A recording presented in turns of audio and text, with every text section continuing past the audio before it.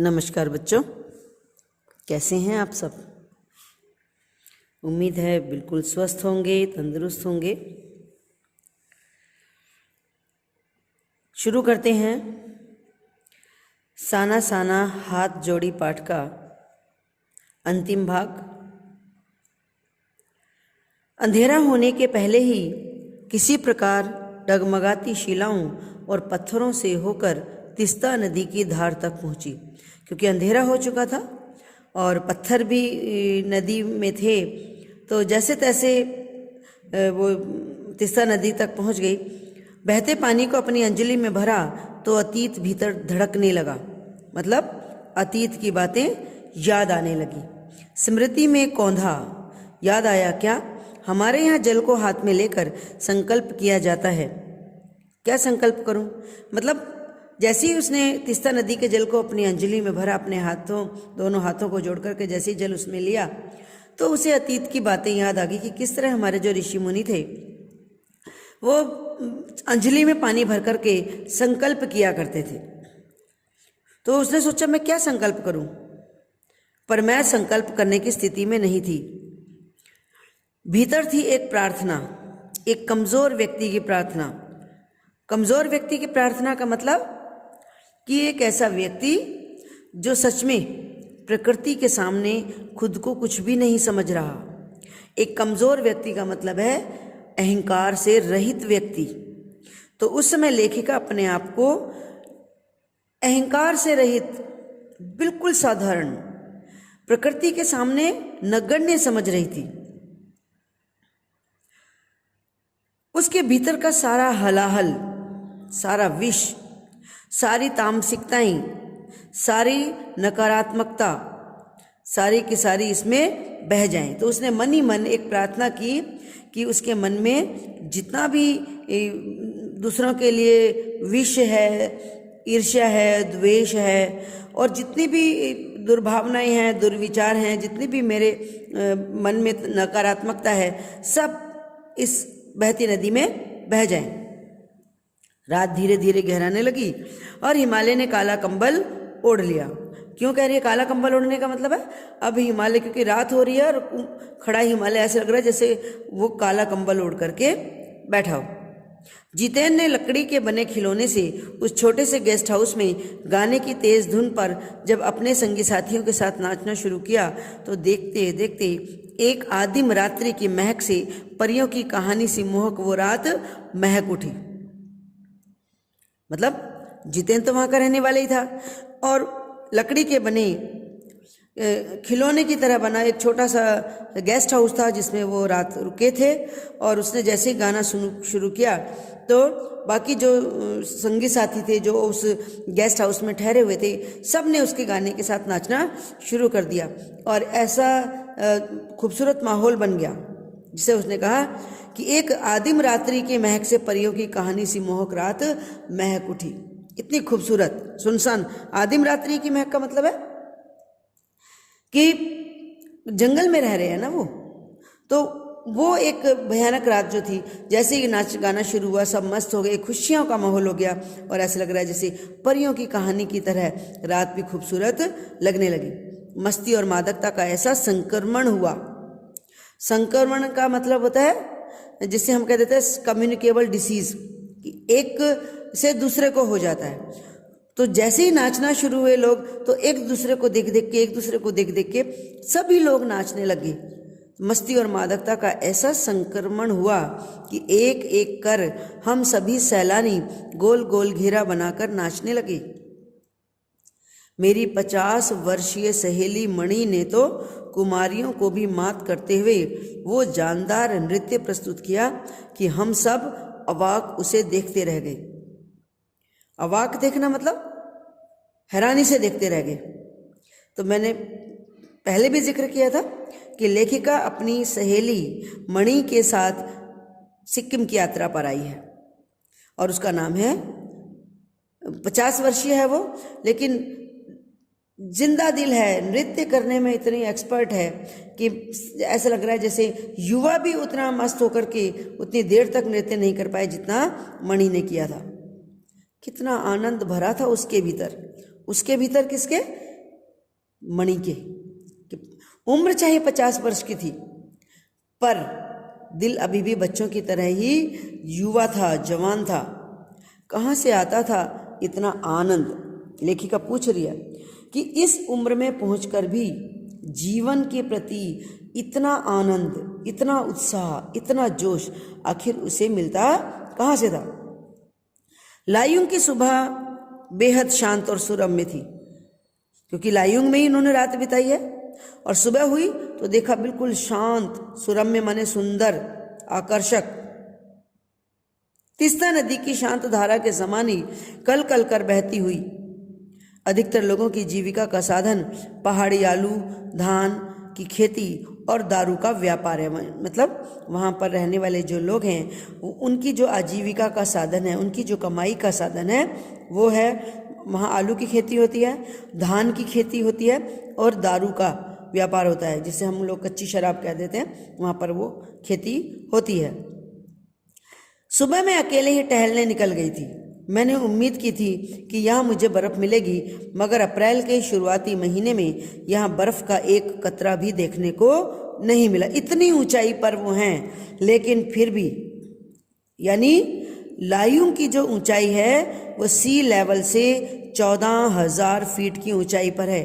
और लेखिका को उम्मीद थी कि यहाँ तो कम से कम बर्फ़ देखने को मिलेगी, मगर ऐसा नहीं हुआ। वहाँ बर्फ़ का एक कतरा भी नहीं मिला।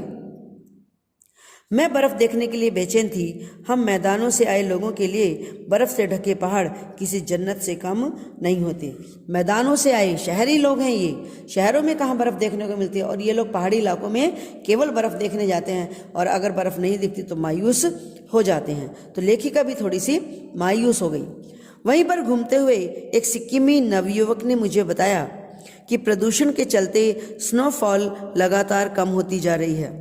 स्नोफॉल कम हो रही है, क्यों? प्रदूषण हो रहा है। धीरे धीरे पहाड़ी इलाकों में भी प्रदूषण बढ़ता जा रहा है, इसलिए वहाँ पर स्नोफॉल कम हो गया है। पर यदि मैं कटाव चली जाऊँ तो मुझे वहाँ शर्तिया बर्फ़ मिल जाएगी। कटाव लायुंग से भी ऊपर और ऊंचाई पर, लगभग 500 फीट ऊंचाई पर कटाव एक जगह है, और वो कह रहा है कि अगर आप वहाँ चली जाएं तो शर्तिया 100% वहाँ पर बर्फ़ मिलेगी ही मिलेगी। कटाव यानी भारत का स्विट्ज़रलैंड।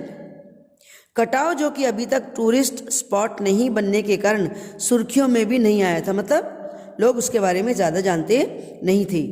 क्यों नहीं जानते थे? क्योंकि कटाव अभी टूरिस्ट स्पॉट नहीं बना था, इसलिए लोग उसके बारे में जानते नहीं थे, और जानते नहीं थे इसलिए लोग वहाँ जाते भी नहीं थे, और लोग नहीं जाते थे इसलिए वहाँ पर प्रदूषण भी कम था। जो अपने प्राकृतिक स्वरूप में था, कटाव जो लायुंग से 500 फीट ऊंचाई पर था और करीब 2 घंटे का सफ़र भी था।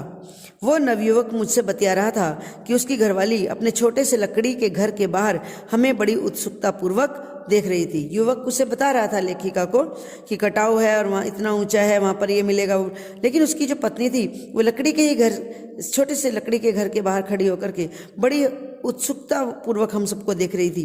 तभी गाय ने आकर बाहर थैले में रखा उसका महुआ गुड़ुप कर लिया। महुआ होता है साग, खा गई।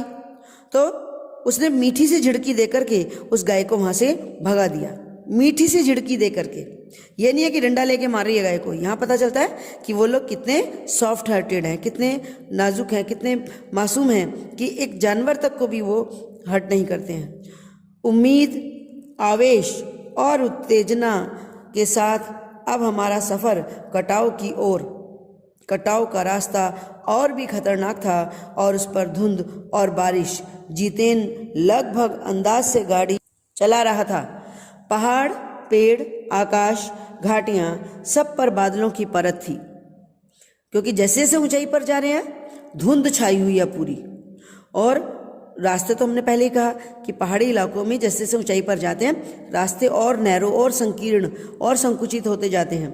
अंदाज से गाड़ी चला रहा है जितेन, और क्योंकि वो अनुभव है उसे पहाड़ी इलाकों में गाड़ी चलाने का। तो पहाड़, पेड़, आकाश, घाटियां, सब पर बादलों की परत थी। सब कुछ बादल में था।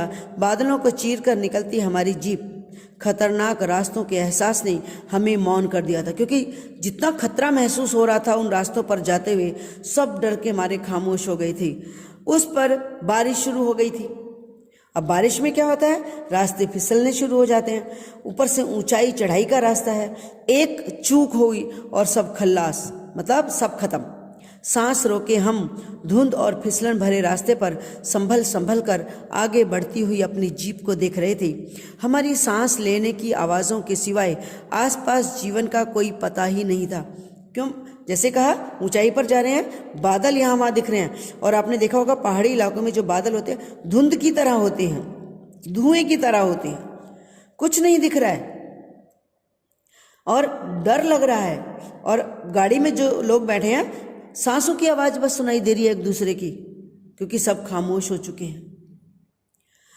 फिर नजर पड़ी बड़े बड़े शब्दों में लिखी एक चेतावनी पर, if you are married divorce speed. तो वही BRO का एक बोर्ड लगा हुआ था, चेतावनी का बोर्ड लगा हुआ था, और वहां पर लिखा था भाई अगर आप विवाहित हैं तो स्पीड को डाइवोर्स दे दो, मतलब स्पीड छोड़ दो। थोड़ी दूर आगे बढ़े, फिर से एक चेतावनी, दुर्घटना से देर भली, सावधानी से मौत टली। करीब आधे रास्ते बाद धुंध छंटी और साथ ही सृष्टि और हमारे बीच फैला सन्नाटा भी हट गया था। धुंध जैसे जैसे हटी तो सारा जो सन्नाटा छाया हुआ था, जो एक रहस्यमय वातावरण छाया हुआ था, वो सब हट गया। नार्गे उत्साहित होकर कहने लगा, कटाओ हिंदुस्तान का स्विट्जरलैंड है। मेरी सहेली मणि जो स्विट्जरलैंड घूम कर आई थी, उसने तुरंत प्रतिवाद किया। प्रतिवाद करना मतलब जितेन की बात को काटा, उसका विरोध किया और कहा नहीं नहीं, स्विट्जरलैंड भी इतनी ऊंचाई पर नहीं है और ना ही इतना सुंदर है। यानी अब वो कहाँ पहुंच चुके हैं, कटाओ में पहुंच चुके हैं, और इतना सुंदर है वो, चारों तरफ जहाँ जहाँ देख रहे हैं बर्फ ही बर्फ है। और क्योंकि मणि ने स्विट्जरलैंड देखा है, इसलिए वो कह रही नहीं नहीं, स्विट्जरलैंड भी इतना सुंदर नहीं है, इतना ऊंचाई पर नहीं है। हम कटाव के करीब आ रहे थे, क्योंकि दूर से ही बर्फ के ढके पहाड़ दिखने लगे थे। पास में जो पर्वत थे वो भी आधे हरे और आधे काले दिख रहे थे। क्यों दिख रहे हैं आधे हरे आधे काले? क्योंकि पहाड़ का जो हिस्सा सूरज की रोशनी में आ रहा है तो पहाड़ पर उगे हुए पेड़ हरे हरे दिखाई दे रहे हैं, लेकिन जो हिस्सा सूरज की रोशनी जिस पर नहीं पड़ रही है वो अभी भी काला काला दिखाई दे रहा है। लग रहा था जैसे किसी ने इन पहाड़ों पर पाउडर छिड़क दिया हो। क्यों? बर्फ पड़ी हुई है, कहीं पाउडर बची रह गई हो और कहीं वो धूप में बह गई हो। नार्गे ने उत्तेजित होकर कहा, देखिए एकदम ताजा बर्फ है, लगता है रात में ही गिरी है ये बर्फ, क्योंकि ताजी बर्फ जब पड़ती है तो वो बिल्कुल रुई की तरह सॉफ्ट होती है। थोड़ा और आगे बढ़ने पर अब हमें पूरी तरह से बर्फ से ढके पहाड़ दिख रहे थे, साबुन के झाग की तरह सब और गिरी हुई बर्फ थी। मैं जीप की खिड़की से मुंडी निकाल निकाल कर दूर दूर तक देख रही थी। चांदी से चमकते पहाड़ थे। एकाएक जितेन ने पूछा, कैसा लग रहा है? मैंने जवाब दिया, रामरोछो। रामरोछो मतलब अच्छा है, और ये रामरोछो कहते हैं नेपाली भाषा में। वो खुशी से उछल पड़ा, अरे ये नेपाली बोली कहाँ से सीखी आपने? अपनी भाषा के गर्व से उसकी आंखें चमक उठी, उसका चेहरा इतराने लगा, और तभी किसी चमत्कार की तरह हल्की हल्की बर्फ, एकदम महीन महीन मोती की तरह बर्फ गिरने लगी। तिम्रो माया सेंधई मलाई सतौच, तुम्हारा प्यार मुझे सदा रुलाता है। चहु और बिखरी यह बर्फीली सुंदरता जितेन के मन पर भी थाप लगाने लगी थी। प्रेम की झील में तैरते हुए वो झूम झूम कर गाने लगा था। ये गाना है जो वो गा रहा है, क्योंकि अपनी नेपाली भाषा में ही गा रहा है। क्यों गा रहा है? सब जानते हैं कि जब मौसम सुहाना होता है तो मन अपने आप ही गुनगुनाने लगता है, और जितेन के साथ भी ऐसे ही है कि जब भी वो प्रकृति की सुंदरता से अभिभूत होता है तो उसका मन गाने लगता है, और वो अपनी भाषा में गाने लगता है। हम सभी सैलानी अब जीप से उतरकर बर्फ पर कूदने लगे थे। यहाँ बर्फ सर्वाधिक थी, घुटनों तक नरम नरम बर्फ थी। ऊपर आसमान और बर्फ से ढके पहाड़ एक हो रहे थे। पता ही नहीं चल रहा था आसमान और बर्फ एक जैसे लग रहे हैं। अंतर खत्म है। कई सैलानी तो बर्फ पर लेटकर हर लम्हे की रंगत को कैमरे में कैद करने में लगे थे। मेरे पांव झनझन करने लगे थे, पर मन था कि वृंदावन हो रहा था। वृंदावन होने का मतलब क्या कह रिया? वृंदावन होने का मतलब है प्रसन्नता से अभिभूत था। ठंड के मारे पैर सुन्न हो रहे थे, झंझन कर रहे थे मतलब सुन्न हो रहे थे, लेकिन मन था कि प्रसन्नता से सराबोर था। भीतर जैसे देवता जाग गए थे। देवता जागने का मतलब है कि इतनी खुशी, उसकी आत्मा जैसे प्रसन्नता से भरी थी, उसमें अच्छे अच्छे विचार, अच्छी अच्छी भावनाएं उसके मन में पैदा हो रही थी। ख्वाहिश हुई कि मैं भी बर्फ पर लेटकर इस बर्फीली जन्नत को जी भर कर देख लूं, पर मेरे पास बर्फ पर पहनने वाले लंबे लंबे जूते नहीं थे। मैंने चाहा कि किराए पर ही ले लूं, मगर कटाओ, युमथांग और झांगू लेक की तरह कोई टूरिस्ट स्पॉट तो था नहीं। इस कारण यहाँ झांगू की तरह दुनिया भर की तो क्या एक दुकान भी नहीं थी। मन तो हो रहा था कि बर्फ़ में पहनने वाले जूते ले लूं, किराए पर ले लूं और फिर पूरा आनंद उठाऊं, लेकिन क्योंकि वहाँ पर कोई दुकान नहीं थी इसलिए उसकी ये ख्वाहिश पूरी नहीं हुई और उसे बर्फ़ में लेट करके जिस तरह से वो आनंद लेना चाहती थी वो नहीं ले पाई। दनादन फोटो खिंचवाने की बजाय मैं उस सारे परिदृश्य को अपने भीतर लगातार खींच रही थी।